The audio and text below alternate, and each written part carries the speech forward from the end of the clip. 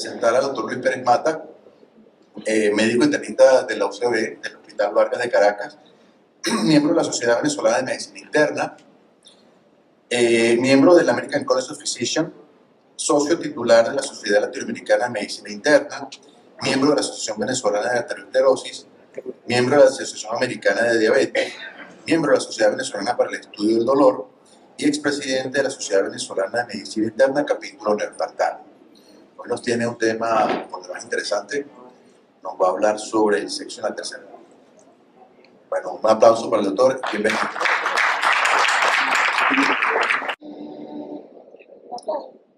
Bueno, buenas tardes a todo el público, a todos mis colegas y las personas invitadas. Hoy quiero agradecer al Comité Científico del Hospital de Clínicas del Este por haberme invitado a conversar un poco con ustedes sobre este tema interesante. Aquí quise comenzar mi exposición con esta diapositiva. Los que somos margariteños, y sobre todo los que son cochenses, el doctor por allá, el doctor Joel, esta es Playa del Amor. Yo hice el rural en la isla de Coche y un día con los pescadores en la lancha estuvimos bordeando la costa y cuando llegamos ahí, el pescador me dice que la llamaban Playa del Amor. Yo le pregunté que por qué y entonces me respondió en el lenguaje típico de un pescador: "Adiós, doctor, porque aquí entran dos y salen tres".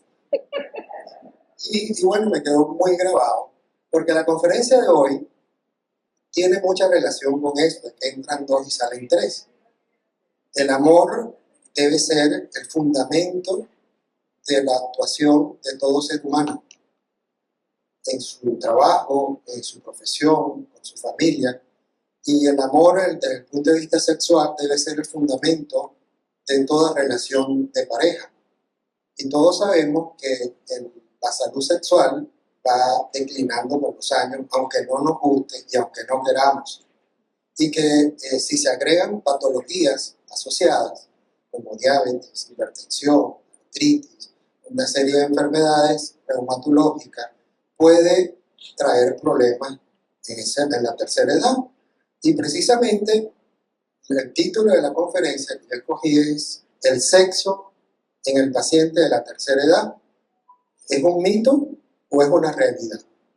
Es importante y vamos a debatir qué aspecto es mito y qué aspecto es realidad.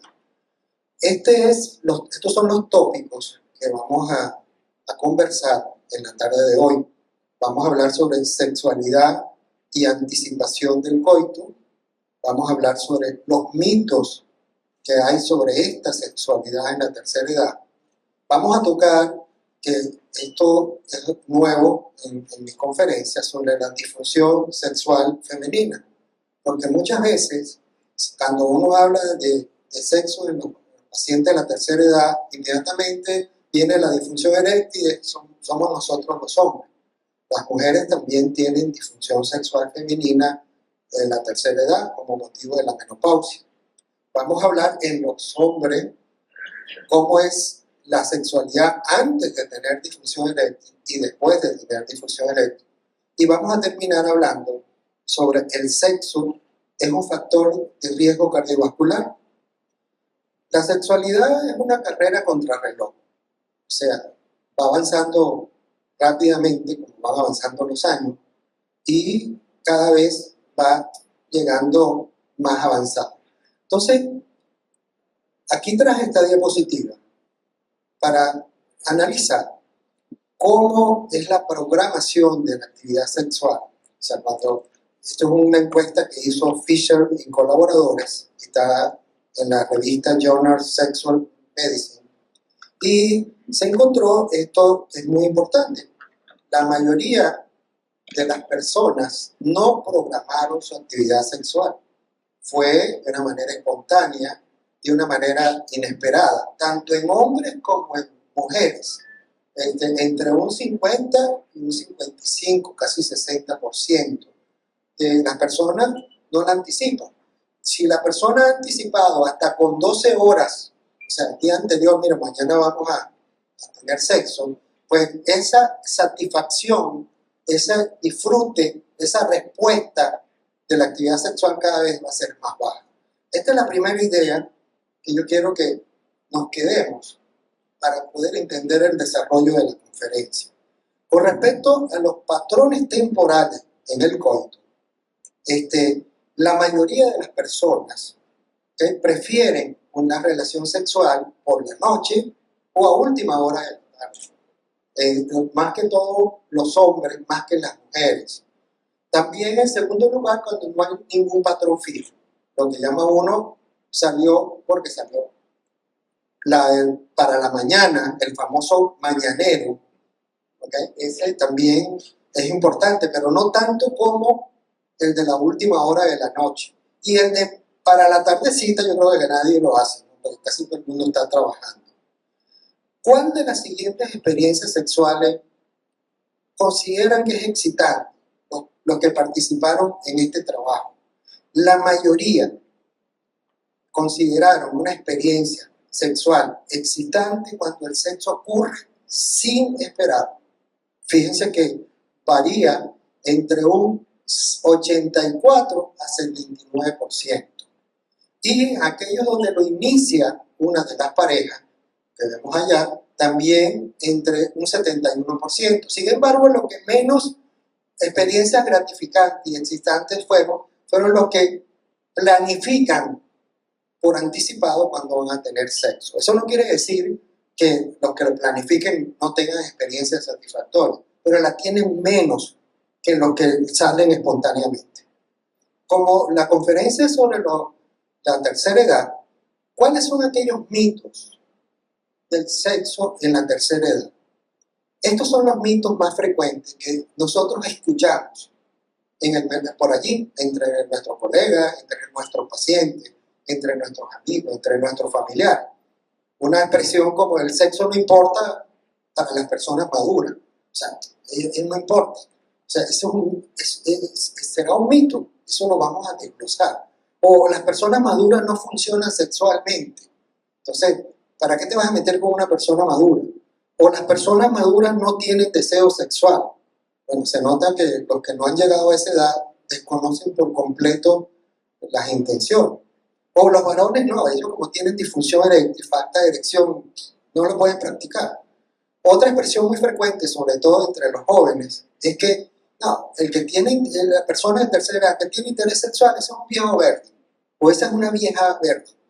Y el más fácil y el que más preconizan por allí, deja tener sexo porque te va a dar un infarto. O sea, si tienes sexo vas a sufrir un infarto.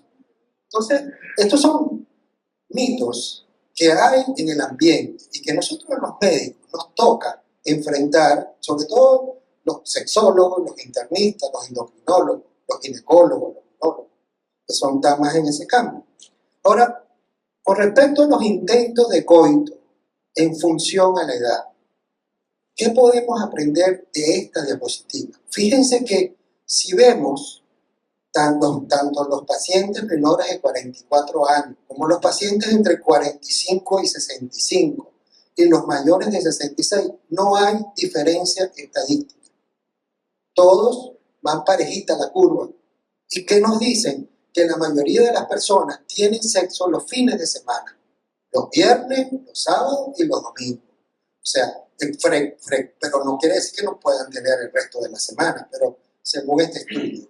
Y también, tanto los casados como los no casados reflejan el mismo patrón de conducta. Ahora, ¿por qué hay tantos mitos con respecto a la tercera edad? Porque la tercera edad se acompaña en una serie de cambios que van aumentando con la edad. Las personas mayores deben estar al tanto que hay cambios fisiológicos y fisiopatológicos que vienen asociados a la edad y esas personas tienen que tomar conciencia de esta realidad. Porque si no toman conciencia de esta realidad y se les suman los mitos que oyen por la calle, lo que van a terminar es rechazando la sexualidad, que es lo que vemos acá. Ahora, ¿cuáles son esos cambios en la tercera edad más frecuentes? En las mujeres muchas veces ocurre resequedad vaginal, como consecuencia de la menopausia, de los bajos niveles de estrógeno. Entonces, ellas van a necesitar lubricante, algunas mujeres, no todas, porque no todas las mujeres menopáusicas hacen climaterio.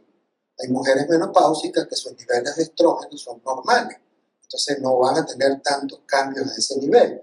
También sabemos que hay una disminución en la producción de hormonas que van a terminar disminuyendo el apetito sexual, tanto en los hombres como en las mujeres, los niveles de la producción de estrógeno y de testosterona. Ese declive de la producción de testosterona es una espada de Damocles a nosotros los hombres, los varones, porque muchas veces eso puede acentuar, ¿sí?, la disfunción eréctil.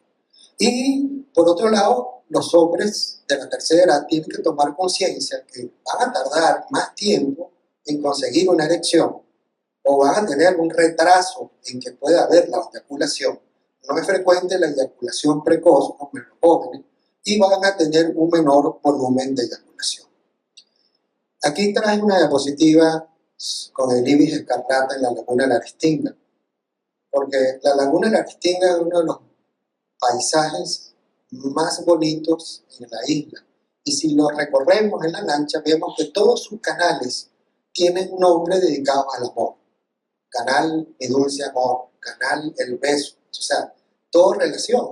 Y Simón Díaz cantó esa canción de Luna de Margarita o sea, como tu amor, como tu luz, como tu amor. O sea, que están muchas canciones que están referidas al amor. Entonces los margariteños yo creo que en eso somos un poco más románticos. Ahora, ¿qué podemos comentar con respecto a la disfunción sexual femenina?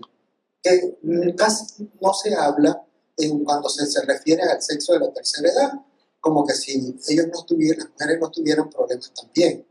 La disfunción sexual la clasifican, se habla que hay un trastorno que se va a producir cuando hay un cambio en el comportamiento sexual habitual de la mujer. O sea, los cambios hormonales, ya cuando son abuelas, porque ya a esa edad normalmente no se es mamá, se es mamá por segunda vez porque se es abuela. Entonces hay cambios sexuales y hay un cambio en el comportamiento que puede llevar a que ocurra una disfunción sexual. ¿Cuáles son esos tipos de disfunción sexual en la mujer más frecuentes? La más frecuente es la disminución del deseo sexual, muy frecuente. Y cada vez nosotros, por lo menos yo en la consulta de medicina interna, te dirán, bueno, el Pérez Mata pregunta sobre eso. Yo pienso que en la historia yo indago bien todo del paciente para poder ayudarlo de la mejor manera. Muchas veces se quejan de eso, de una disminución del deseo sexual. Ya, yo no tengo tanto como antes, por eso es que mi marido no quiero estar con él. Después el trastorno de excitación sexual, que también son cambios provocados por los cambios hormonales, trastornos orgásmicos y trastornos de dolor sexual. Algunas mujeres tienen dolor en el momento en que van a tener relación sexual. Entonces, si hay algunos de estos síntomas, hay que pensar de que esa persona puede tener, esa mujer de la tercera edad puede tener una disfunción sexual femenina.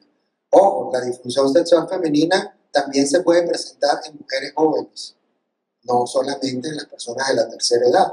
Entonces, para hacer ese diagnóstico tenemos que hacer un buen interrogatorio con los antecedentes médicos, a ver si hay patologías asociadas que puedan disponer a eso, diabetes, hipertensión, problemas cardiovasculares, problemas de esclerosis múltiple que pueden ocasionar disfunción sexual en las mujeres, las hernias discales.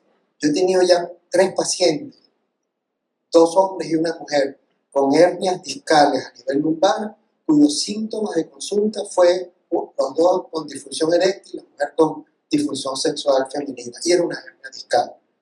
Después hay que referir al ginecólogo, yo veo varios ginecólogos acá, para que le hagan una buena evaluación ginecológica, para ver si hay atrofia de piel o atrofia vulvovaginal, si hay, cómo está la musculatura de la pared pélvica, que también influye en el momento del acto sexual, pedir exámenes hormonales complementarios. Y lo más importante, además de todo esto, hay un test de disfunción sexual. Así como hay el test disfunción eréctil en los hombres, que es un test de índice internacional de función sexual, ¿ok? También hay un test de disfunción sexual femenina, que tiene una tabla de puntuación. O sea, cuando es falsa, la afirmación que la mujer está leyendo, eso es un punto. Si es a veces que le ocurre o a veces que no le ocurre, tiene 2 puntos. Y si es verdadero lo que está leyendo, tiene 3 puntos. Yo ayer cuando estaba preparando la conferencia, lástima que no se repartió un talonario para tomar anotaciones. Iba a proponerle a todas las mujeres que estuvieran aquí en la conferencia que cuando yo hiciera las preguntas del test de disfunción sexual femenina, fueran anotando cuántos puntos tenían para saber si alguna tenía problemas de disfunción. Estas son las preguntas. No estoy satisfecha de mi vida sexual. Hay otra pregunta. ¿Desearía que mi vida sexual fuera mejor? A veces, ¿sí o no? Pues fácil. He notado un cambio reciente en relación a mi vida sexual. Mi interés por el sexo ha decaído. No tengo pensamientos eróticos o fantasías. Eso en las mujeres a veces es un poco tedioso. No siento interés en mantener algún tipo de actividad sexual. Tengo sequedad vaginal durante la relación sexual. Tengo menos sensaciones placenteras que antes durante la relación sexual. No me siento excitada o estimulada durante la relación sexual. Siento dolor durante la relación sexual. Mi vagina es tensa y contrae durante la relación sexual y resulta difícil la penetración. Siento dolor con cualquier tipo de penetración vaginal. Siento dolor durante la relación sexual, pero creo que estoy suficientemente lubricada y húmeda. No logro tener orgasmo. O tener un orgasmo para mí es más difícil de lo que era antes.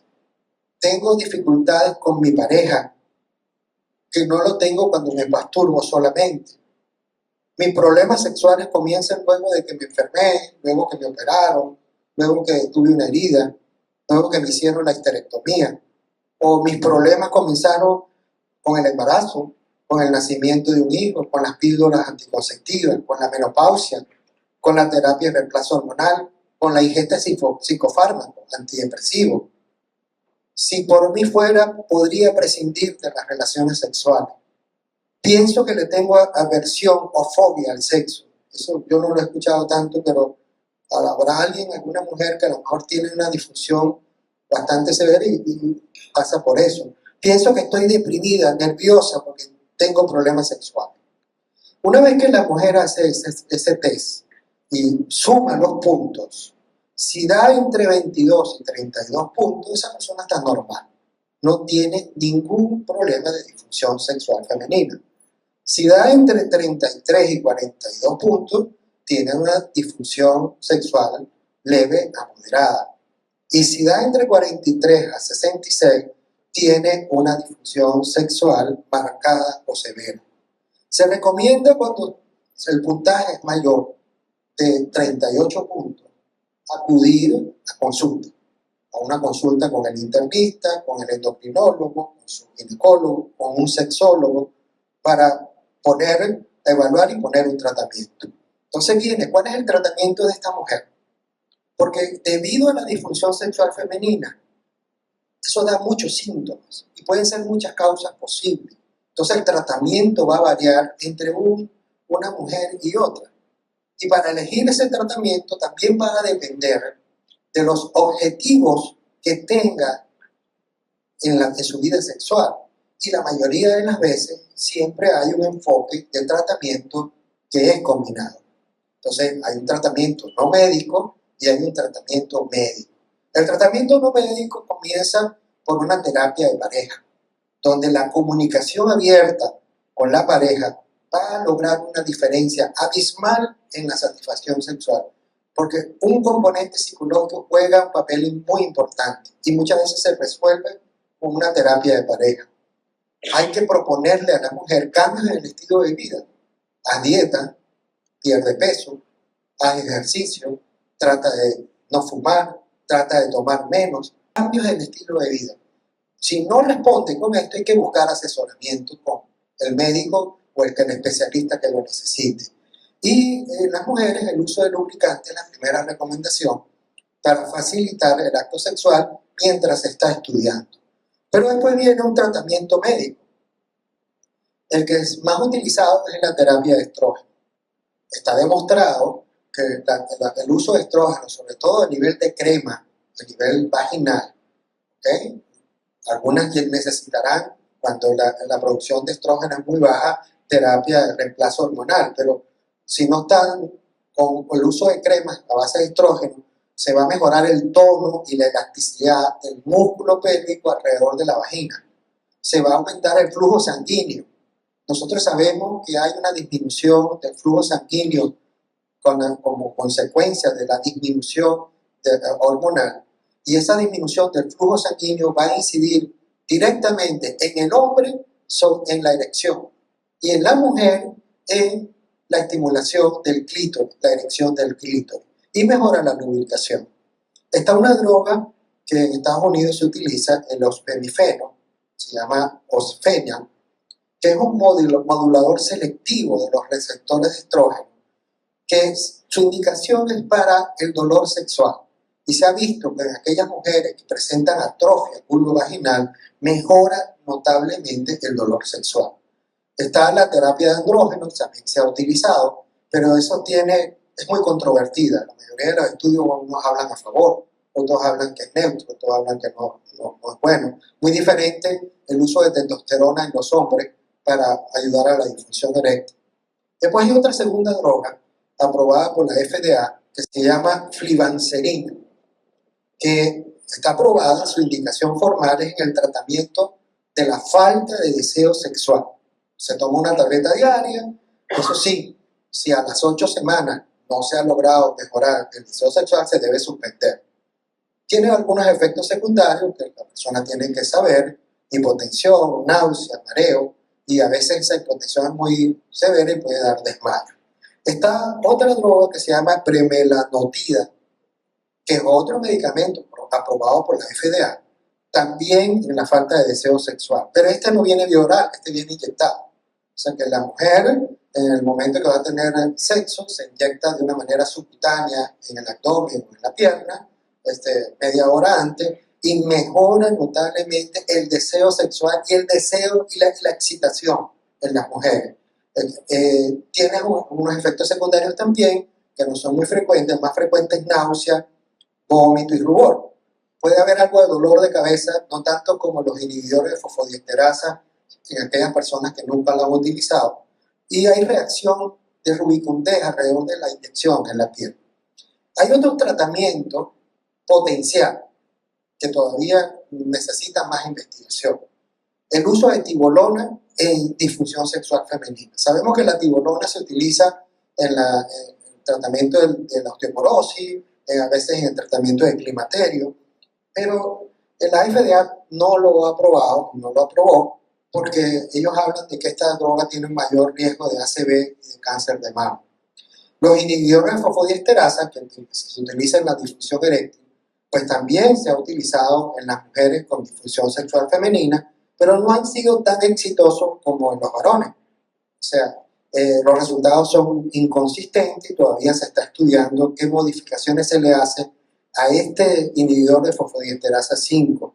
De todos ellos, el sildenafil es el que ha demostrado ser más beneficioso en la difusión sexual en aquellas mujeres que están tomando serotonina, que están tomando antidepresivos.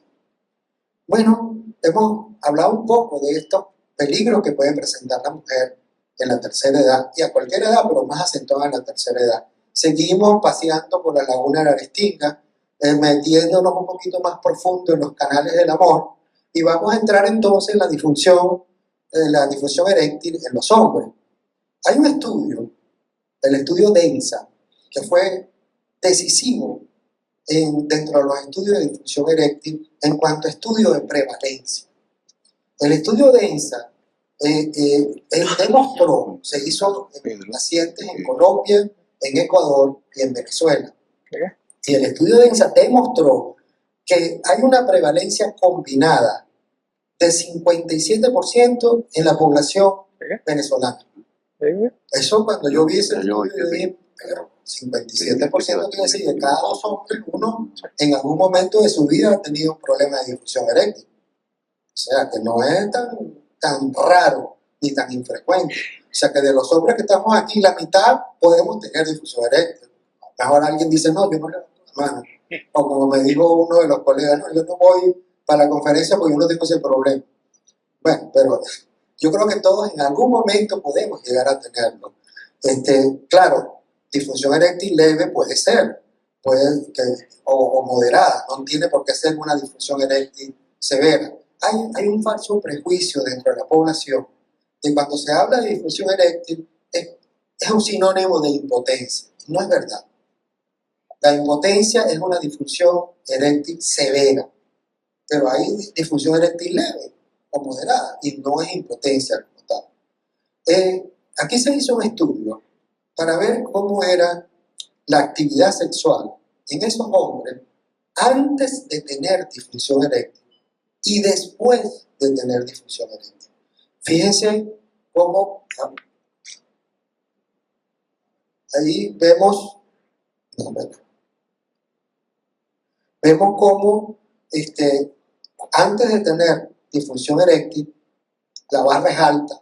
Cuando tiene disfunción eréctil, dibujada en amarillo, todo abajo. O sea que los pacientes, después que empiezan a tener disfunción eréctil, empiezan a disminuir la actividad sexual a la semana y al mes. Y cuando se les hizo a ellos una pregunta, que qué extrañaban con esa disfunción eréctil, el 81% respondió que lo que más extrañaban es las relaciones sexuales espontáneas. Y un 75% que querían relaciones más frecuentes de lo que querían. Otro 75% de que no les gustaba tener que planear la actividad sexual. O sea que esa era la queja de todos estos pacientes. Yo quiero un medicamento que me permita tener relaciones sexuales espontáneas, que me permita tenerlas con más frecuencia y que no tenga que planificar. Ustedes se imaginen planificar desde el lunes la relación que se va a tener el domingo y el domingo surgió un inconveniente y no se tuvo nada. Bueno, imagínense, ¿no? O sea, entonces, otra cosa que se estudió fueron los intentos de coito cuando se les dio ya a esos pacientes inhibidores de fosfodiesterasa. O sea, dependiendo de la edad del paciente, vemos de este lado los menores de 44 años y del otro lado los mayores de 64, como dependiendo de cuántas horas después de administrar el medicamento tuvieron sexo, vemos como entre la hora 1 y la hora 4 hubo un porcentaje mayor que pudieron tener una relación satisfactoria, pero que eso se prolongó, que es el rojo, entre 4 horas y 36 horas, con el uso de fosfodiesterasas, inhibidores de fosfodiesterasas de acción prolongada. En este se midió la disfunción eréctil en pacientes diabéticos, si retomaban la tasa normal después de administrar diariamente inhibidores de liberación prolongada. Aquí se utilizó el índice sexual de disfunción eréctil y el puntaje es hasta 25. Fíjense que hay puntajes que llegaron hasta 23.2%, o sea que llegaron a normalizar su función sexual cuando se tomaba de una manera regular los inhibidores de fosfodiesterasa. Ahora, ¿por qué todos los inhibidores de fosfodiesterasa son iguales? Aquí medimos el efecto del medicamento cuando la concentración y el tiempo. Aquí está el inicio de la acción. Aquí tenemos la concentración máxima. En esta curva, la concentración efectiva mínima, y en esta curva la concentración máxima. Entre la concentración máxima y la concentración efectiva mínima está lo que nosotros llamamos el rango terapéutico. Y en esta curva está el área sobre la curva que nos mide el tiempo medio que tiene la vida medio de duración. Entonces, la duración de la acción. Entonces, aquí comparamos 3 inhibidores de fosfodiesterasa, el sildenafil, el tadalafilo y el valdenafil. De todos ellos, el que demostró una duración de acción de 36 horas y el tiempo de vida media más largo, que permitía que al tomarla se pudieran cumplir esas ilusiones del paciente con difusión, relaciones espontáneas, con mayor frecuencia, y no planificarlo. Entonces resultó que fuera el tadalafilo. El tadalafilo tiene diferentes formas de administrarlo. Cuando se administra a demanda, solamente cuando se va a tener sexo, cuando se administra varias veces a la semana o cuando se administra de manera continua. Todas ellas están dentro del rango terapéutico y llega a efectividad que oscila entre un 80 y un 89%. O sea que prácticamente la persona recupera su función sexual. Aquí los posibles esquemas de demanda de este medicamento. Aquí se comparó el tadalafilo de una vez de gran dosis con sildenafil de grande dosis a demanda y el tadalafilo de 5 miligramos. Fue igual el tadalafilo de 5 miligramos. Tuvo los mismos resultados que el que se utilizaba a demanda. Entonces eso llevó a que la Asociación Europea de Urología dictó unas pautas en el tratamiento de la disfunción eréctil que vemos aquí. Una de las primeras es que el tratamiento de la disfunción eréctil debe ser acompañado de cambios del estilo de vida y modificación de los factores de riesgo. Eso es un nivel de evidencia 1B y un grado de recomendación A. Otra cosa es que si al paciente se le hace prostatectomía, hay que darle tratamiento con inhibidores de fosfodiesterasa. Evidencia, grado de nivel de evidencia A, 1B y grado de recomendación A. Y si se encuentra la causa de la disfunción eréctil, hay que tratarla. Nosotros no debemos conformarnos con poner tratamiento a la disfunción eréctil. Hay que buscar la causa, para tratar la causa. Los inhibidores de fosfodiesterasa se han convertido hoy por hoy en terapia de primera línea. Nivel de evidencia 1B, grado de recomendación A. Y con la administración de esos inhibidores de fosfodiesterasa de una manera continua, diaria, mejoran los resultados y se restaura la función eréctil. La mayoría de las fallas son por prescripciones inadecuadas. El reemplazo de uso de testosterona solamente se debe utilizar cuando hay clínica de hipogonadismo, que es importante. Aquí vemos que la diferencia, los efectos adversos, estos son 35 ensayos, esto fue un metaanálisis que se hizo, no hubo diferencia estadísticamente significativa con el placebo en cuanto a eventos adversos. Los únicos eventos adversos menores más importantes son dispepsia, dolor de cabeza y dolor de espalda, que con el tadalafilo, con el tiempo se reduce y llega un momento en que ya la persona le desaparece. Se ha hablado mucho de infarto y inhibidores de fosfodiesterasa. Los estudios han demostrado que no hay una relación directa entre infarto y inhibidores de fosfodiesterasa, al igual que no hay una relación directa entre estos medicamentos y arritmias cardíacas, porque el tadalafilo no tiene efecto conocido sobre el intervalo QT. Bueno, hemos hablado de esto y vamos a dedicarnos a hablar del último punto, que es un punto interesante. ¿Es el sexo un factor de riesgo cardiovascular?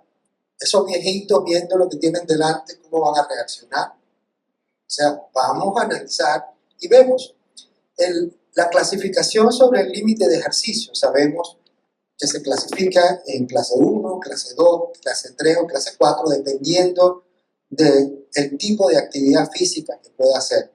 La actividad física, cuando no es limitada, la persona puede correr, trotar, hacer cualquier tipo sin que haga síntomas cardiovasculares, es clase 1. La actividad física, cuando es un poco limitada, o sea, cierto ejercicio puede ocasionar fatiga, disnea, angina de pecho, es clase 2. La clase 3 ya es una actividad física notablemente limitada, ya no se puede hacer lo que se hacía antes. Y la clase 4 cuando no se puede hacer ningún tipo de actividad. Esa es la clasificación en cuanto al límite de ejercicio. Ahora, ¿cómo es la respuesta metabólica a la actividad sexual? ¿Con qué vamos a comparar la actividad sexual desde el punto de vista metabólico? Aquí vamos a utilizar los equivalentes metabólicos de consumo de oxígeno, que se llama METs. Vemos allá en la última barra cómo cuando se tiene sexo más o menos intenso, como acompañado de orgasmo, los MET van a variar entre 3 a 4. ¿Okay? 3 o 4 más o menos, ¿no? Y entonces, aquí vemos los METs estimados de cada actividad. 2, cuando la persona está sentada viendo televisión o leyendo. 3, cuando hay un ejercicio muy ligero. Ahí se incluye la actividad sexual moderada con una pareja estable. O un trabajo en la oficina, tiene 3 MET. 4 o 5 MET es un ejercicio moderado y se incluye la actividad sexual vigorosa, que equivale a una caminata normal en la caracola rápida. Si yo puedo caminar en la caracola rápidamente, sigo colegas que caminamos en la caracola, pues rápidamente, esa es una actividad moderada. Y quiere decir que yo puedo tener una actividad sexual vigorosa, porque es el mismo consumo de MET. ¿Okay? Y 5 a 6 MET, ejercicio vigoroso pesado. O sea que la actividad sexual califica como un ejercicio moderado. No es algo muy acentuado. O sea, hay que ir trabajando esto. Y tradicionalmente la preocupación entre algunos médicos, entre parientes y familiares y pacientes, es que la posibilidad de que la persona tenga un ataque al corazón después de una actividad sexual. Esa es la preocupación. Y eso es uno de los mitos que hablamos delante. Entonces, hay este estudio muy interesante, lo puse jugando fuera de casa.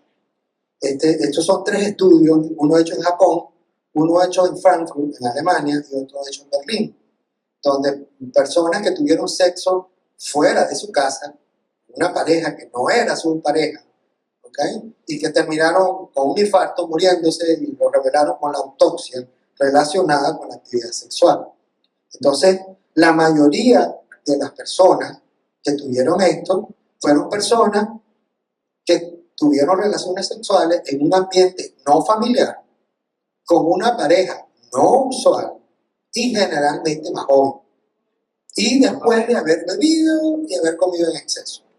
Eso es muy frecuente cuando uno se va a un farra por ahí y eso puede suceder. Pero ahí sí puede haber un riesgo de tener un evento cardíaco. Pero ¿cuáles son las posibilidades? Vamos a hablar un poco tomando tadalafilo diariamente. ¿Okay? Se logra restablecer la función sexual.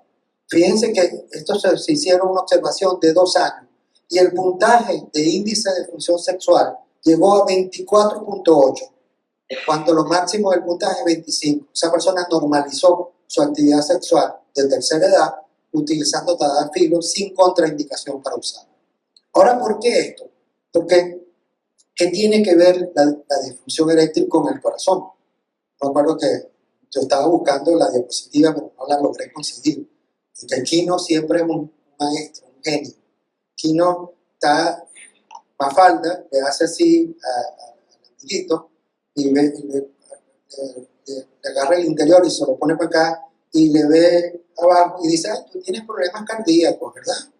O sea, porque hay una relación entre disfunción eréctil y problemas cardíacos. O sea, está demostrado científicamente que la disfunción eréctil es un problema de disfunción endotelial y los problemas cardíacos comienzan problemas de disfunción endotelial. Si nosotros agarramos y le medimos los marcadores inflamatorios de disfunción endotelial a los pacientes con disfunción eréctil, todos van a estar elevados. Y si le ponemos tratamiento, esos se van a normalizar. Entonces, los estudios han demostrado que la disfunción eréctil es sinónimo de disfunción endotelial.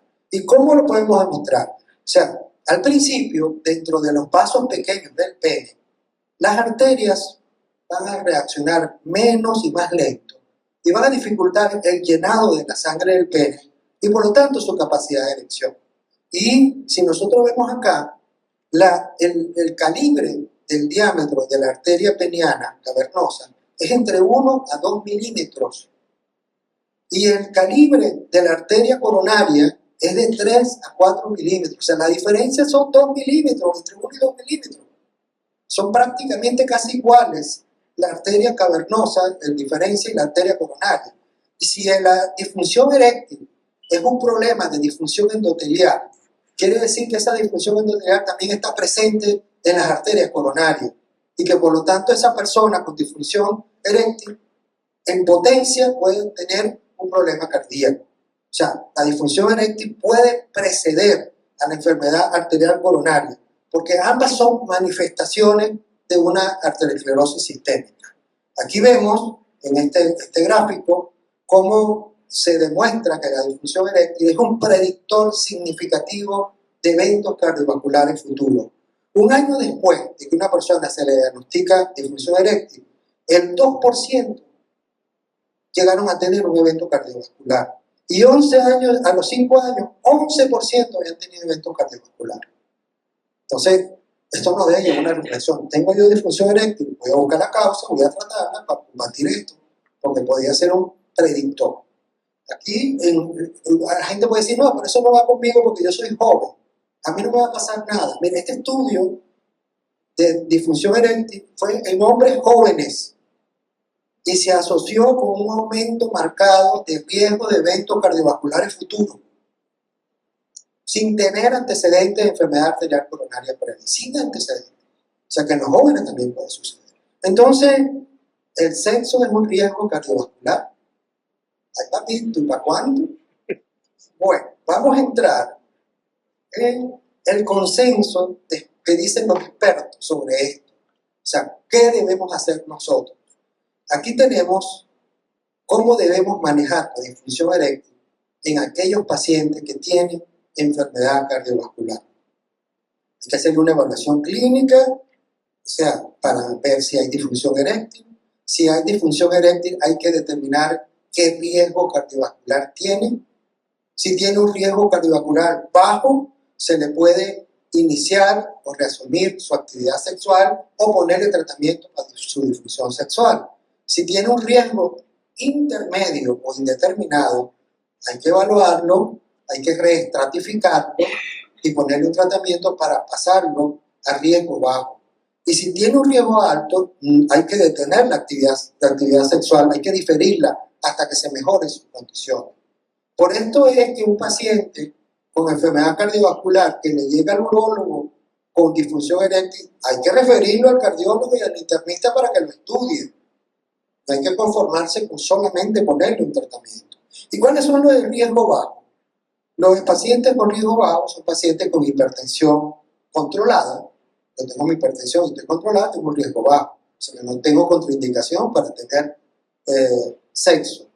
¿Okay? Con angina estable leve, con revascularización coronaria que fue exitosa, con la historia de un infarto al miocardio no complicado y tiene más de 6 meses, con la presencia de una enfermedad valvular leve, o un paciente que no tenga síntomas, pero tiene menos de 3 factores de riesgo cardiovascular. Ese tipo de paciente, uno le puede decir, chico, vale, tú no tienes problema, puedes tener sexo. O sea, y si tienes disfunción eréctil, te la trato. Ahora, los que son, como dicen por ahí, niní, o sea, que están en un riesgo intermedio, esos son los más peligrosos, porque son los que no van al médico y terminan muriéndose fuera de casa con una persona que no era su pareja y después de haber comido y bebido en exceso. Los que tienen angina moderada, los que han tenido un infarto reciente, menos de 6 semanas, los que tienen disfunción ventricular o insuficiencia cardíaca clase 2, los que tienen arritmias no sostenidas pero de bajo riesgo, o los que tienen más de 3 factores de riesgo para enfermedad coronaria. En eso hay que evaluarlo, hay que mejorarle sus condiciones, hay que ponerle tratamiento, hay que reestratificarlo, y si pasa riesgo bajo, se le permite actividad sexual.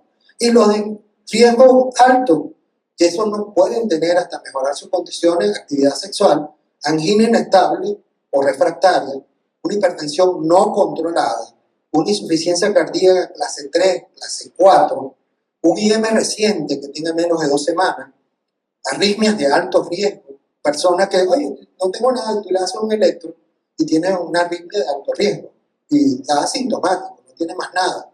¿Okay? Y la persona me la mandaron para el cardiólogo, pero el urólogo ya le puso tratamiento, no puede tener sexo. Y tiene una arritmia de alto riesgo, cardiomiopatía obstructiva o una enfermedad valvular moderada severa. Entonces, por eso es que es necesario que los pacientes con disfunción eréctil se tengan que hacer una evaluación cardiovascular. referirla al internista o al cardiólogo. Entonces, hemos hecho un paseo por todos estos problemas. ¿Cuáles son las conclusiones que nos podemos llevar para la casa? Primero, que no está contraindicada la actividad sexual en los pacientes de la tercera edad con disfunción eréctil. No está contraindicada. Eso es un mito. Lo segundo, los inhibidores de fosfodiesterasa de eficacia prolongada, como el tadalafilo, yo creo que son hoy por hoy una opción eficaz y segura para el tratamiento con pacientes de disfunción eréctil. Los inhibidores de fosfodiesterasa de eficacia prolongada son hoy por hoy una opción válida para los pacientes con riesgo cardiovascular. Y después otra cosa, un paciente con disfunción eréctil es un predictor de futuros eventos cardiovasculares en hombres asintomáticos y en pacientes con enfermedad cardiovascular previa. O sea, tiene disfunción eréctil, es un paciente potencialmente para complicarse del corazón. La actividad sexual no está contraindicada en los pacientes con riesgo cardiovascular bajo, aunque tengan disfunción eréctil, y hoy por hoy es posible tratar la disfunción eréctil en pacientes con riesgo cardiovascular bajo. Entonces vemos que esos mitos que hablamos al principio de la conferencia son mitos y no son realidades. ¿Cuál es la realidad? La realidad es que el sexo sí importa en las personas maduras. Tienen derecho. Las personas maduras sí pueden funcionar sexualmente. Las personas maduras sí tienen deseo sexual. Los varones con disfunción eréctil se les pueden tratar y pueden mejorar y pueden tener sexo. Y que no solamente tienen interés sexual los viejos o las viejas verdes, como dicen por ahí. Y que si nosotros logramos tener un buen control cardiovascular, no es fácil de que se sufra un infarto si practicamos sexo. Aquí termino con esta diapositiva, leanla con calma.